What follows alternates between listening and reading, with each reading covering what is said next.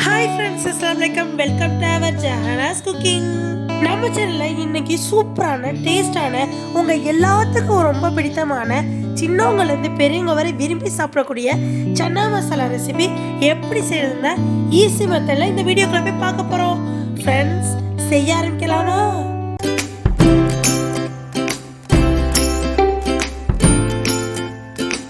First step, நம்ம சன்னா மசாலா வாங்கி அதை ஓவர் நைட்டு ஊற வச்சுக்கணுங்க. நான் ஓவர் நைட்டு ஊற வச்சேன். நீங்கள் நைட் செய்கிறதுனா காலையிலே ஊற வச்சிடணும். அதை ஊற வச்சு ஊறினதுக்கப்புறம் விசில் வச்சு எடுத்துக்கிட்டேன். 4 விசில் போதுமான அளவுங்க. உங்கள் குக்கர் எத்தனை விசில் வச்சா வேகுமோ அத்தனை விசில் வச்சுக்கோங்க. ஒரு கடாயில் நான் எண்ணெய் ஊற்றிக்கிட்டேன் ஃப்ரெண்ட்ஸ். பக்கத்தில் உங்களுக்கு குக்கர் விசில் அமர்ந்தோட ஓப்பன் பண்ணி காமிக்கிறேன். ஃப்ரெண்ட்ஸ், எனக்கு கரெக்டான பக்குவத்தில் சன்னா வெந்துருச்சு. கடாயில் எண்ணெய் சூடாயிருந்ததும் நம்ம சீரகம் 1 டீஸ்பூன் போட்டுக்குவோம். சீரகம் போட்டதுக்கப்புறம் நல்லா நுனியாக நறுக்கிய 2 பெரிய வெங்காயத்தை நம்ம சேர்த்துக்குவோம் ஃப்ரெண்ட்ஸ். பெரிய வெங்காயம் கொஞ்சம் கண்ணாடி பதம் வந்ததுக்கப்புறம் நம்ம இஞ்சி பூண்டு பேஸ்ட்டு 3 ஸ்பூன் சேர்த்துக்குவோம் ஃப்ரெண்ட்ஸ் பாருங்கள், இஞ்சி பூண்டு பேஸ்ட்டு சேர்த்து இஞ்சி பூண்டு பேஸ்ட்டோட நல்லா வதக்கிக்கோங்க. இஞ்சி பூண்டு பேஸ்ட்டோட பச்சை வாசனை மாறினதுக்கப்புறம் நீங்கள் தக்காளி சேர்த்துக்கோங்க. தக்காளி 2 தக்காளி சின்ன சின்னதாக நறுக்கி அதையும் நான் சேர்த்துக்கிட்டேன் ஃப்ரெண்ட்ஸ். தக்காளியோட ஜூசினஸ் வத்தட்டும்.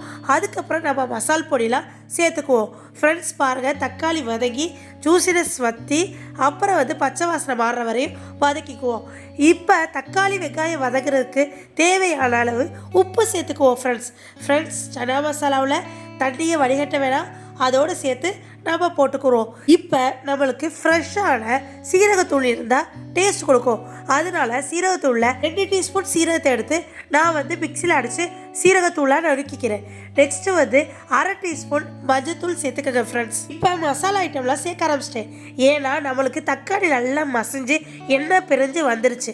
அப்புறம் 1/4 டீஸ்பூன் கரம் மசாலா தூள் சேர்த்துக்கங்க.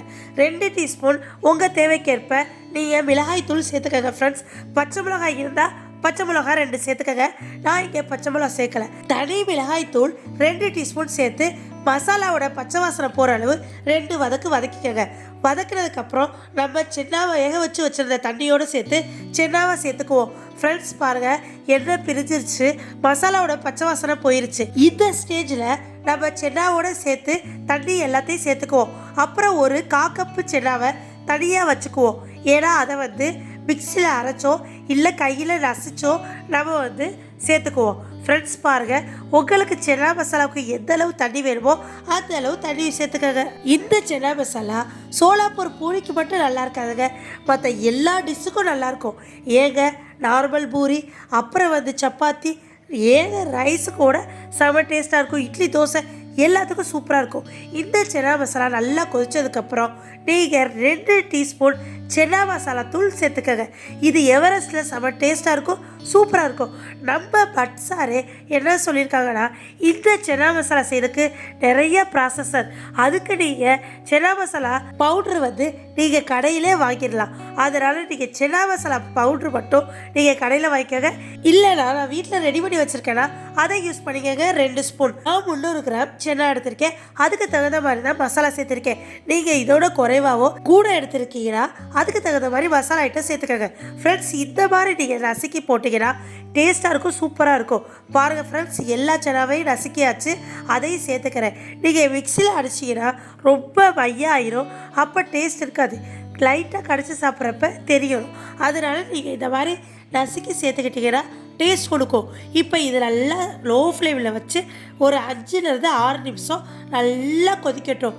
கொதிச்சு எண்ணெய் படுறதுக்கப்புறம் நீங்கள் ஃபைனல் ஸ்டேஜுக்கு மல்லி இலைகளும் குட்டி குட்டியாக சாப் பண்ணி சேர்த்துக்கலாம் ஃப்ரெண்ட்ஸ். நல்ல ஒரு அரோமா வருது. வணக்க நம்ம வீட்டிலையே சன்னா மசாலா சூப்பராக ரெடி ஆகிக்கிட்டு இருக்கு.